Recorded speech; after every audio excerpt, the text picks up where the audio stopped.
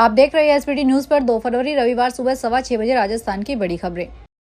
राजस्थान सरकार को बीकानेर हाउस को लेकर पटियाला हाउस कोर्ट से ऐतिहासिक कानूनी जीत मिली है। अतिरिक्त महाधिवक्ता शिवमंगल शर्मा द्वारा दायर याचिका को कोर्ट ने स्वीकार कर लिया और बीकानेर हाउस की कुर्की को रद्द करते हुए राज्य सरकार को राहत प्रदान की है। राजस्थान की ऐतिहासिक धरोहर बीकानेर हाउस अब सरकारी नियंत्रण में बनी रहेगी। अतिरिक्त महाधिवक्ता शिवमंगल शर्मा ने राजस्थान सरकार की ओर से पक्ष रखा है। वहीं नगर पालिका नोखा की ओर से अधिवक्ता दीपक वर्मा पेश हुए। डिग्री धारक के अधिकृत प्रतिनिधि के एक शपथ पत्र दाखिल किया, जिसमें कहा गया कि नगर पालिका नोखा द्वारा जमा की गई राशि उन्हें जारी की जा सकती है, बशर्ते किसी उच्च न्यायालय द्वारा इस विवाद में कोई अन्य निर्णय न दिया गया हो। राजस्थान माध्यमिक शिक्षा बोर्ड 27 व 28 फरवरी को होने वाली रीट परीक्षा की तैयारियों में जुट गया है। परीक्षा पहले दिन 2 व दूसरे दिन एक पारी में होगी। परीक्षा में 14 लाख से अधिक परीक्षार्थी शामिल होंगे। बोर्ड सचिव कैलाश चंद शर्मा ने बताया कि परीक्षा के लिए प्रदेश में 1756 परीक्षा केंद्र बनाए गए हैं। 1 घंटे पहले परीक्षा केंद्र परिसर का मुख्य द्वार बंद कर दिया जाएगा। उन्होंने बताया कि सुबह 8 से 9 बजे तक जांच व केंद्र परिसर में प्रवेश करना होगा। जांच के दौरान बायोमेट्रिक उपस्थिति तथा फेस रिकॉग्नाइजेशन होगा। प्रवेश पत्र पर लगी फोटो से मिलान नहीं होने पर गहनता से जाँच होगी।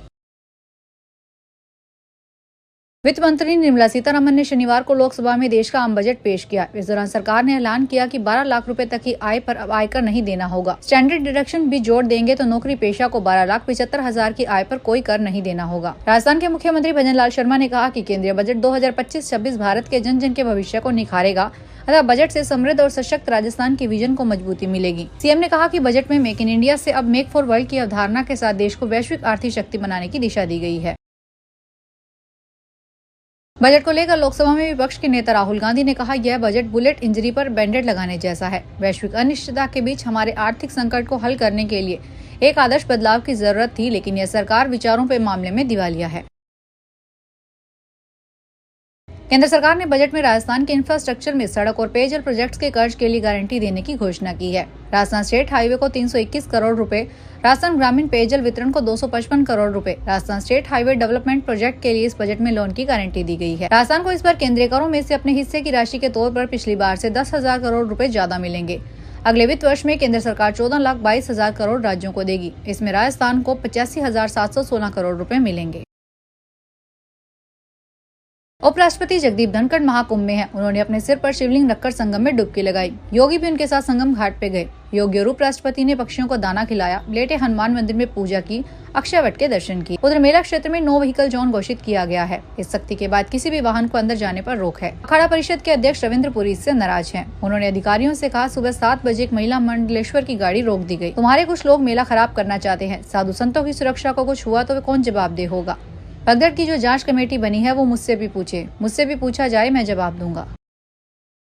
वित्त मंत्री निर्मला सीतारमण ने बजट 2025 में एजुकेशन के लिए 10 बड़ी घोषणाएं की। इसमें सबसे बड़ी घोषणा पीएम रिसर्च फेलोशिप की है।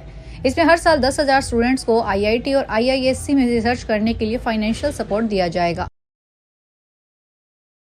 पंजाब के वित्त मंत्री हरपाल सिंह चीमा ने केंद्रीय बजट 2025 को पंजाब के विरुद्ध बताया। उन्होंने केंद्र पर आरोप लगाया कि वे पंजाब से नफरत करते हैं। वित्त मंत्री चीमा ने कहा, जब से केंद्र में बीजेपी की सरकार आई है तब से पंजाब के साथ वित्तीय भेदभाव किया जा रहा है और एक पैसा भी पंजाब को नहीं दिया गया है। चीमा ने बताया कि जैसलमेर में हुई प्री बजट बैठक में पंजाब सरकार ने कृषि क्षेत्र से जुड़े कई अहम मुद्दे उठाए थे, जिनमें एमएसपी की गारंटी, कृषि विधिकरण को बढ़ावा, पराली प्रबंधन के लिए विशेष सहायता, खेती के लिए विशेष पैकेज शामिल है।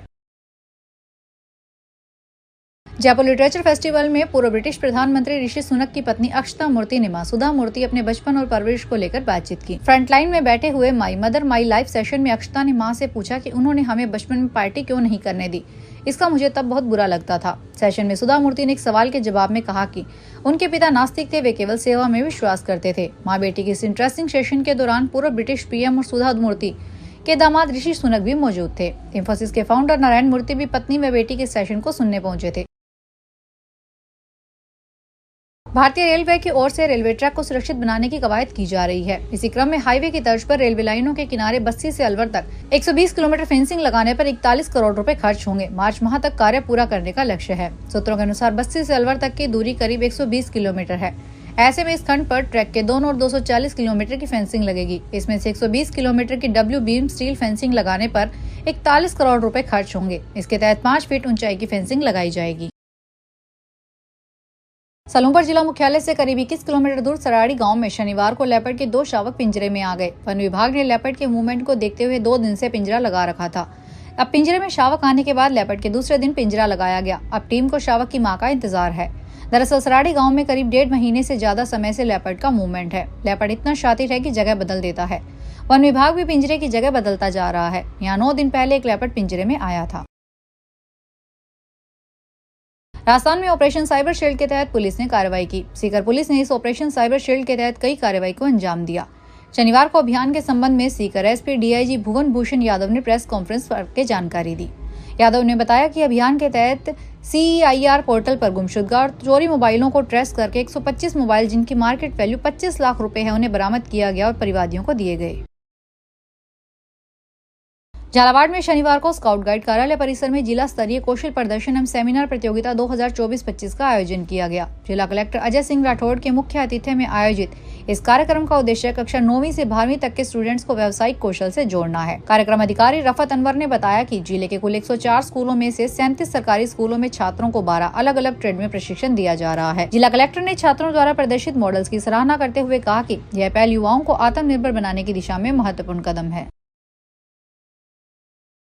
जोधपुर रेंज के स्पेशल साइक्लोन और सेल ने ऑपरेशन विश्व कुंभी के चलते हुए नशे के अवैध कारोबारी सरगना नरेंद्र कुमार बिश्नोई को गिरफ्तार किया है।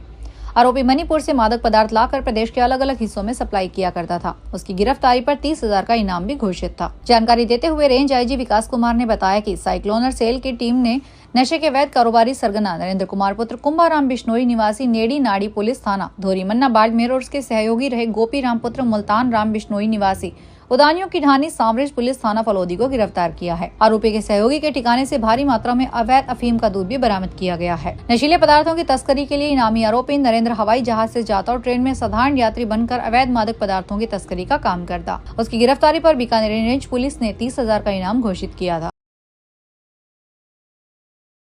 चूरू के मेडिकल कॉलेज से जुड़े डीबी अस्पताल में मरीजों की बेहतर देखभाल के लिए एक महत्वपूर्ण निर्णय लिया गया है। मेडिकल कॉलेज के प्रिंसिपल डॉक्टर M.K. पुकार के एक आदेश जारी किया है, जिसके अनुसार अब ओपीडी में जूनियर रेजिडेंट डॉक्टर अकेले मरीजों को नहीं देख सकेंगे। यह कदम मरीजों की लगातार मिल रही शिकायतों के बाद उठाया गया है। अब ओपीडी में सीनियर डॉक्टरों की मौजूदगी अनिवार्य कर दी गई है। इमरजेंसी वार्ड में भी ऑन कॉल सीनियर डॉक्टर को स्वयं मरीजों की जाँच करनी होगी। किसी भी स्थिति में जूनियर रेजिडेंट को रेफरेंस के लिए इमरजेंसी वार्ड में नहीं भेजा जा सकेगा।